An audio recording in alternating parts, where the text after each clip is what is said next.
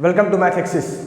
तो आज इस वीडियो में हम बात करेंगे प्री बोर्ड के बारे में कि आखिर हमें प्री बोर्ड में क्या कुछ करना है, क्या नहीं करना है, और हम प्री बोर्ड में कैसे अच्छा नंबर स्कोर कर सकते हैं, या फिर प्री बोर्ड के मार्क्स से क्या होगा।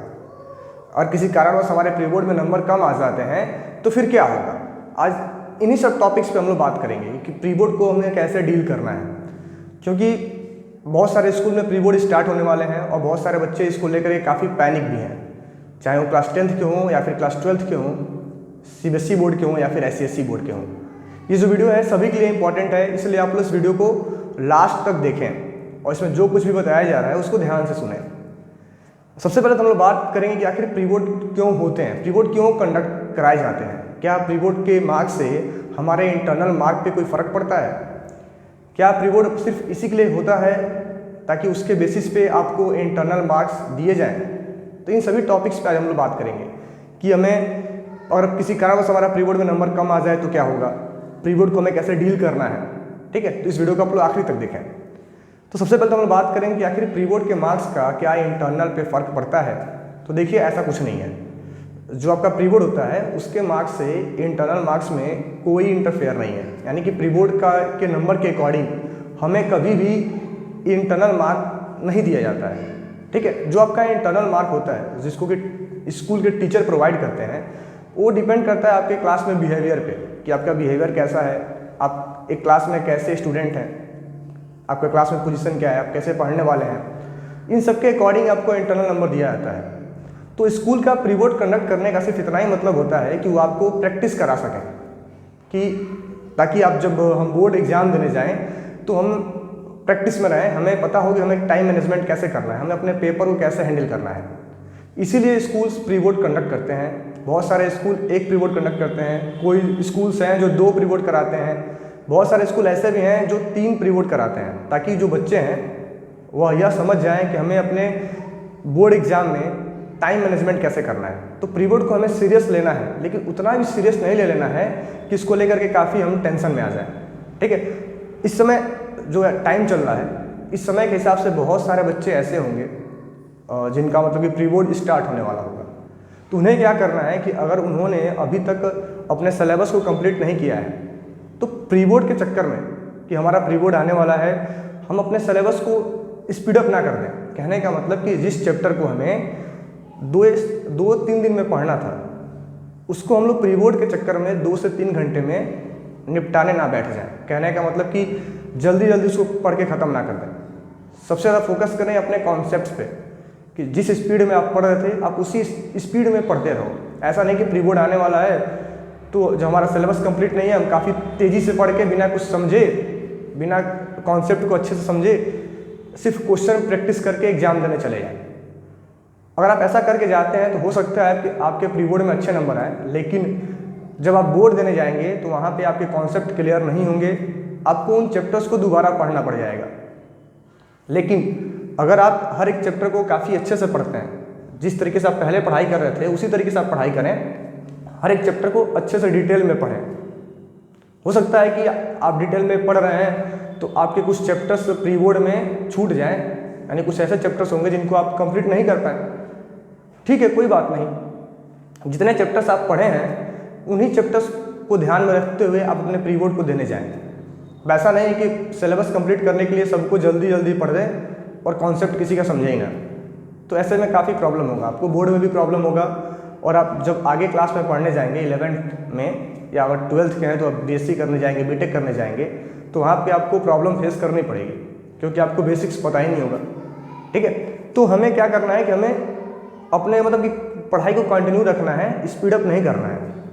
ठीक है, दूसरा बात है कि अगर किसी कारणवश अब हमारा सिलेबस कंप्लीट नहीं है तो जाहिर सी बात है कि प्री बोर्ड में नंबर कम आएगा, तो उससे हमें टेंशन नहीं लेना है, क्योंकि मैंने आपको भी बताया है कि प्री बोर्ड के मार्क्स का कोई बहुत ज़्यादा इंपॉर्टेंस नहीं है।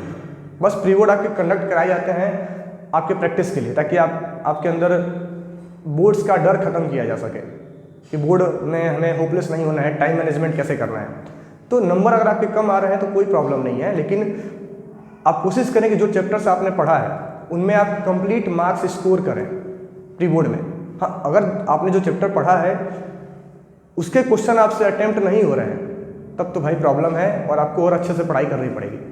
तो मैं आपको बस इतना ही कहना चाहूँगा कि आप अपने सिलेबस को स्पीड अप ना करें, आराम से पढ़ें, कॉन्सेप्ट को समझते हुए पढ़ें, और जिन चैप्टर्स को आपने कंप्लीट किया है तो कोशिश करें प्री बोर्ड में उनके क्वेश्चन आपसे नहीं छूटने चाहिए, उनको आप 100% अटेम्प्ट करें। ठीक है, देन हम लोग आगे बात करेंगे कि कितने प्री बोर्ड हो सकते हैं। तो देखिए ये डिपेंड करता है स्कूल के ऊपर कि स्कूल आपका कितना प्री बोर्ड कंडक्ट कराना चाहता है। अब जो इस समय का टाइम चल रहा है, बहुत सारे स्कूल में सिलेबस कंप्लीट हो चुका है और स्कूलों के पास कह सकते हैं कि 40 दिन से ज़्यादा का टाइम है। मार्च पूरा है, अप्रैल भी पूरा बचा हुआ है, तो बहुत सारे स्कूल हो सकता है कि 2 या फिर 2 से ज़्यादा प्री बोर्ड कंडक्ट करेंगे, तो उसमें आपका ही बेनिफिट है। आप बस इतना कोशिश करें कि हर प्री बोर्ड में आपका नंबर इंक्रीज हो। जैसे हमने पहला प्री बोर्ड दिया, अगर उसमें हमारा 80% आ रहा है तो सेकेंड प्री बोर्ड में 85% है, थर्ड प्री बोर्ड अगर हो तो उसमें 90% है। अगर इस स्पीड से आप इंक्रीज करते जाते हैं तो बोर्ड एग्जाम में 100% आप काफ़ी अच्छा नंबर स्कोर करेंगे। ठीक है, देन प्री बोर्ड को आप देखें एज ए टाइम मैनेजमेंट, कि हम अपने पेपर्स को कैसे सॉल्व करें ताकि हम लोग गिवन टाइम इंटरवल में अपने पेपर्स को अच्छे से सॉल्व कर पाएँ। तो प्री बोर्ड को आप इतना ही लें कि टाइम मैनेजमेंट के जैसे, कि हम प्री बोर्ड को में अपना टाइम मैनेजमेंट सीख लेंगे ताकि जब हमें बोर्ड देने जाना होगा तो वहाँ पे प्रॉब्लम नहीं होगा। ठीक है, तो हम अभी तक मैंने आपको बताया है कि हम प्री बोर्ड में अपने मार्क्स को कैसे धीरे धीरे इंक्रीज करें ताकि हम लोग का परसेंटेज इंक्रीज हो। तो हम लोग प्री बोर्ड के आप एक और बेनिफिट देख सकते हैं कि जैसे कि हम लोग का जो एग्जाम क्लास 10th का पेपर होता है वो हरदम 2 कैटेगरी में होता है। पहले कुछ कम नंबर वाले क्वेश्चन होते हैं और देन कुछ ज़्यादा नंबर वाले क्वेश्चन होते हैं। यानी स्टार्टिंग में ऐसे क्वेश्चन होते हैं जिन पे 1 या 2 नंबर दिया गया होता है, और लास्ट में ऐसे क्वेश्चन होते हैं जिनमें ज़्यादा नंबर दिए जाते हैं, जैसे 4 नंबर, 3 नंबर। और अगर आप ICSE बोर्ड की बात करते हैं तो उसमें 2 सेक्शन होता है, section A and section B। तो हमें क्या करना है कि हम प्री बोर्ड को एज ए एक्सपेरिमेंट ले सकते हैं। पहले प्री बोर्ड में हम लोग क्या करें कि हम लोग पहले क्वेश्चन नंबर 1 से अटेम्प्ट करना शुरू करें, लाइक सीरियल वाइज, 1 के बाद 2, 3, 4, 5, 6, देन आखिरी क्वेश्चन। और सेकेंड प्री बोर्ड में हम लोग क्या कर सकते हैं, उसको हम लोग आखिरी क्वेश्चन से सॉल्व करना शुरू करें। जैसे कह सकते हैं कि आपके एग्जाम में जितने भी क्वेश्चन दिए गए हैं, जो लास्ट वाला क्वेश्चन है वहाँ से आप उसको सॉल्व करना स्टार्ट कर दें, चाहे CBSE बोर्ड के स्टूडेंट हो या फिर आप ICSE बोर्ड के स्टूडेंट हैं। और दोनों ही कंडीशन को कंपेयर करें कि किसमें आपने बेस्ट तरीके से टाइम मैनेजमेंट किया, जब आप स्टार्टिंग से सॉल्व कर रहे हैं तब, या जब आप लास्ट से सॉल्व कर रहे हैं, कि दोनों ही कैटेगरी में किस कैटेगरी में आपका टाइम मैनेजमेंट अच्छा रहा। अब आपको इतना ही जज करना है कि जिसमें आपका टाइम मैनेजमेंट अच्छा है उसी के अकॉर्डिंग, वैसे ही सेम उसी पैटर्न पे आप अपने बोर्ड एग्जाम को कंडक्ट करें। अगर आपने स्टार्टिंग वाले में अच्छा परफॉर्मेंस दिया है तो बोर्ड एग्जाम को भी क्वेश्चन नंबर 1 से सॉल्व करना शुरू करें।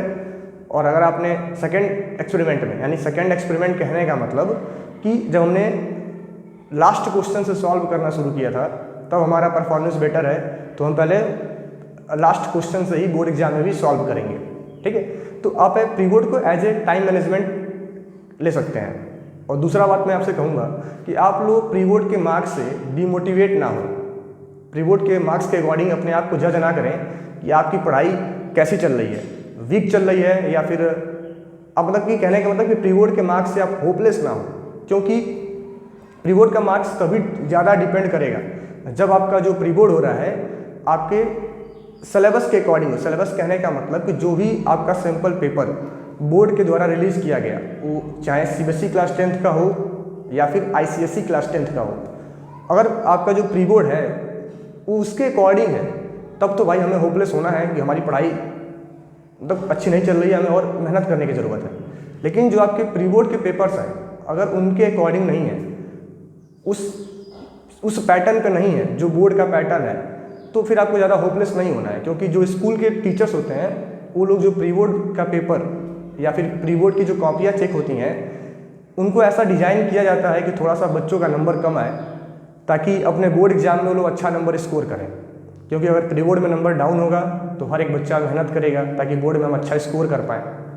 इसीलिए जो प्री बोर्ड की कॉपियाँ होती हैं उनकी हार्ड चेकिंग होती है। ठीक है, तो आपको प्री बोर्ड के मार्क्स से डिमोटिवेट नहीं होना है, लेकिन हाँ प्री बोर्ड के मार्क्स को आप सीरियस लें। अगर आपके नंबर थोड़ा डाउन हो रहे हैं तो आप अपनी पढ़ाई करें और कोशिश करें कि आप अच्छा स्कोर करें। ठीक है, क्योंकि अगर आप प्री बोर्ड में 70% भी स्कोर कर रहे हैं तो आप 100% बोर्ड में 80% स्कोर करेंगे अगर आप कंटिन्यू अपनी पढ़ाई ऐसे रखते हैं तो। ठीक है, क्योंकि प्री बोर्ड में एक हार्ड चेकिंग होता है, पेपर थोड़ा सा कठिन बनाया जाता है, मैंने आपको बताया ही है। तो ये कुछ प्री बोर्ड के बारे में बातें थी जो मैं आपको बताना चाहता था। अगर ये वीडियो आपको अच्छा लगा है तो हमारे चैनल को सब्सक्राइब कर दें एंड वीडियो को लाइक कर दें। Thank you.